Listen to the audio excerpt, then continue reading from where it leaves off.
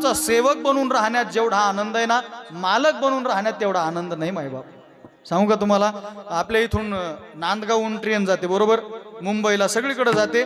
आणि काय झालं, एक मनुष्य चांगली पेटी घेऊन आणि कडक कपडे घातलेले अंगावरती, सुंदर कपडे, तो माणूस पेटी घेऊन रेल्वेत बसला. मी सांगतोय, मालक होण्यापेक्षा सेवक होणं कधी चांगलं, मालक होणं फार वाईट.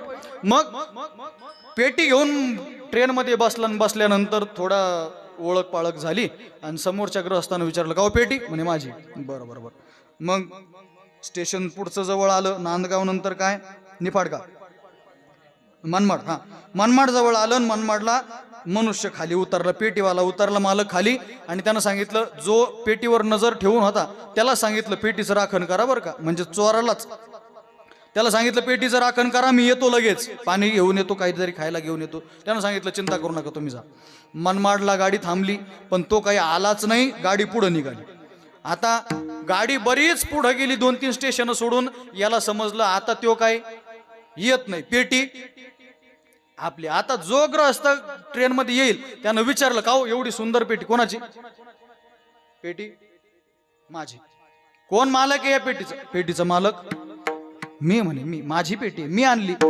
कशी सुंदर पेटी? मी आणली, माझी पेटी. झालं. आणि पुढे कोपरगाव स्टेशनला CRPF चे काही जवान ट्रेनमध्ये चढले आणि त्यांनी झडती घ्यायला सुरुवात केली. आणि याला सांगितलं, पेटी कोणाची? काय म्हणला?